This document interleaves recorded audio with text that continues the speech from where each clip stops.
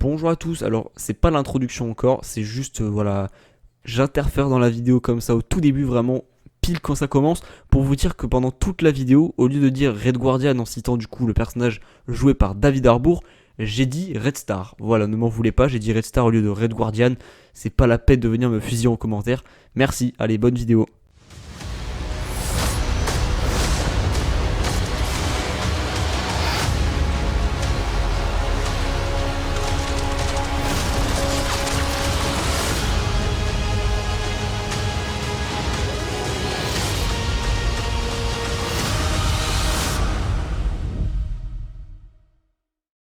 Bonjour à tous, j'espère que vous allez bien, bienvenue dans cette nouvelle vidéo et aujourd'hui nous allons parler du dernier film du MCU qui vient tout juste de sortir dans nos salles de cinéma. Black Widow est enfin sorti après 2 ans je crois, 2 ans d'attente, on l'a enfin, même si bien sûr le projet qu'on a, enfin les projets qu'on attend le plus, qui nous hype le plus en tout cas, c'est les projets un petit peu cosmiques de Marvel comme Doctor Strange 2, The Eternals, Thor, etc. et j'en passe. Black Widow vient ici en juillet 2021 nous raconter l'histoire de Natasha Romanoff durant des événements qui font suite à Captain America Civil War, une situation dans laquelle elle est en cavale, ou en tout cas elle est traquée par le général Ross, mais une partie sombre de son passé va ressurgir et elle devra faire face à une redoutable conspiration qui est liée à sa vie d'autrefois, bien avant de rejoindre le SHIELD et les Avengers. Il y aura donc bien sûr une partie sans et une partie avec spoiler, donc pour ceux qui n'ont pas encore vu le film, ne vous inquiétez pas, vous pouvez regarder pour l'instant la vidéo. Je vous préviens évidemment, et dans tous les cas, c'est marqué sur le petit timecode. Voilà, c'est marqué, donc voilà, ne vous en faites pas. Alors déjà, je trouve que ce n'est pas non plus le pire ni le meilleur film du MCU, je trouve que c'est un bon Marvel, je trouve que c'est un très bon divertissement avec un scénario et des personnages très bons. La réalisation est sympathique, les musiques sont par contre, elles, comme trop souvent dans le MCU, des musiques tout simplement d'ambiance, mis à part les gros derniers Avengers, donc Infinity War et Endgame, qui là pour le coup étaient juste fabuleuses, enfin vraiment les musiques étaient incroyables, mais les films solo, là en l'occurrence Black Widow, c'est assez osef et ça fait aussi quand même pas mal le taf, mais voilà, c'est pas exceptionnel non plus. Taskmaster n'est pas non plus le seul méchant, mais ça je vous laisserai le découvrir quand vous regarderez le film bien sûr, sauf pour ceux qui ont vu le film évidemment, mais ils savent de quoi je parle, et j'en parlerai aussi en partie spoiler, mais tout ce que je peux dire c'est que le personnage de Taskmaster vis-à-vis des comics et des jeux vidéo assez récents comme Marvel's Avengers qui est sorti récemment, enfin oui, en début de l'année dernière, du coup c'était assez récent, mais voilà, c'est extrêmement différent que d'habitude, on sent que le personnage a été assez réinventé pour l'œuvre. Et je pense sincèrement que beaucoup de gens vont être déçus. Il est quand même assez prévisible ce méchant là et pas très intéressant. Il est extrêmement secondaire durant le film, même si c'est plus ou moins en lien et c'est réussi par rapport au film parce que c'est complètement en lien avec le film. C'est plutôt bien amené, mais voilà, ça reste quand même une déception parce que Taskmaster c'est quand même un méchant assez emblématique dans Marvel en général. Et là pour le coup c'est vrai qu'il est utilisé de manière assez secondaire, c'est vraiment dommage. Et je trouve que voilà, même si c'est bien amené par rapport à l'histoire du film Black Widow, etc., pour le coup ça fonctionne et tu comprends assez pourquoi le personnage est tout simplement secondaire durant toute l'œuvre. Donc c'est pas non plus réussi, mais c'est pas raté non plus.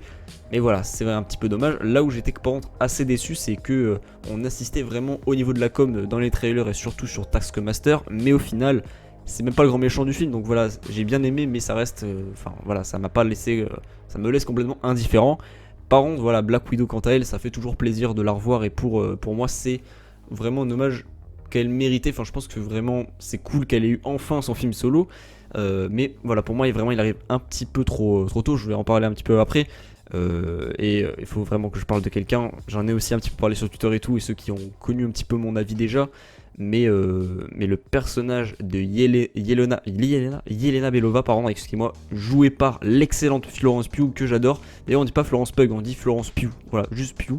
En Yelena Belova, c'est un grand oui, c'est vraiment mon crush actuellement, vraiment personnellement. Et pour ceux qui ne la connaissent pas, elle vient tout simplement de Midsommar, donc un film que j'ai adoré, qui est une vraie pépite. C'est l'un des meilleurs films d'horreur que j'ai vu de ma vie personnellement, et elle est juste fabuleuse dans le film. Je surkiffe vraiment ce personnage, j'adore sa relation avec Natasha aussi, elles ont une relation assez particulière, puisque vraiment au début du film où elles vont quand même se foutre sur la gueule pendant 30 minutes, enfin pas que elle, mais voilà, enfin vraiment les 30 premières minutes sont assez dingues en termes de rythme, c'est vraiment, ça part dans tous les sens, je vais en parler un petit peu plus après, mais voilà, il y a quand même une relation assez particulière. Et là il faut que j'en parle aussi, la scène d'intro, je vais pas en parler, j'en parlerai bien plus en détail, mais vraiment la scène d'intro est la meilleure scène d'intro du MCU tout simplement. Ça par contre oui, je pense qu'on est tous d'accord là-dessus, je vois mal comment on pourrait être en désaccord. Après je respecte évidemment l'avis de tout le monde, Mais là j'avoue que émotionnellement et tout c'était extrêmement touchant. Et ce générique aussi, parce que oui il y en a un, il y a un générique et c'est incroyablement bien foutu.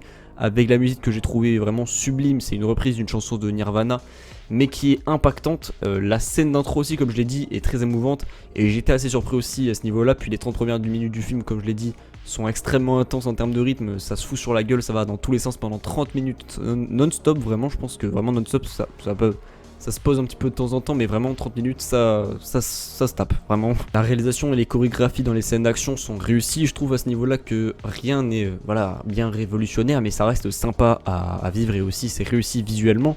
Les personnages de David Harbour et Rachel Weisz, yes, je sais plus comment on dit, Weisz, je crois que c'est ça, sont cool. Voilà, j'ai beaucoup aimé les deux personnages à part égale. Peut-être un petit peu plus Melina parce que je la trouve un petit peu plus touchante, et Alexei parce que voilà, Red Star du coup c'est le personnage qui amène ce côté humoristique à l'œuvre. Voilà, encore une fois dans la MCU, c'est chiant parce que on aurait pu vraiment avoir un film bien plus sombre.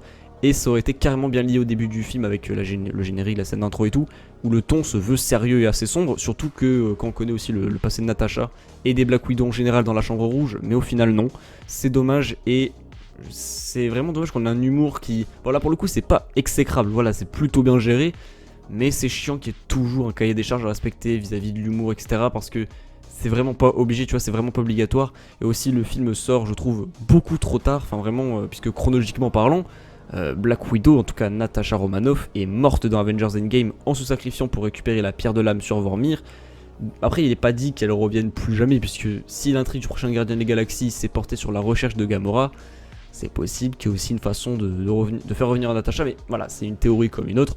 C'est vrai que c'est un petit peu farfelu bien sûr, mais voilà, du coup, voilà aussi durant tout le film on a un petit peu du mal à se faire pour ce personnage là, puisqu'on sait que de toute façon elle est morte, voilà, donc c'est un petit peu compliqué de s'en faire, mais voilà, ça reste assez dommage que ça ne soit pas arrivé plus tôt. Et bien sûr pour ceux qui n'ont pas encore vu le film, allez le voir pour vous faire évidemment votre propre avis. C'est aussi un film que je recommande de manière générale quand même à visionner au cinéma.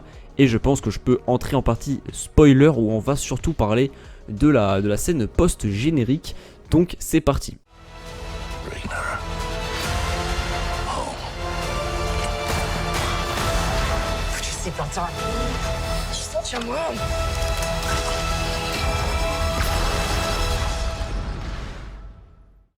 Taskmaster, c'était finalement la petite fille de Dreykov. Alors encore une fois, ça va bien dans le film et c'est vrai que ça rentre dans le thème. J'aurais voulu voir un vrai Taskmaster, mais bon, c'est pas grave, c'était cool, c'est bien amené. Ensuite, le méchant, donc Dreykov, qui est sympathique, voilà, ça fait le taf, c'est pas non plus révolutionnaire.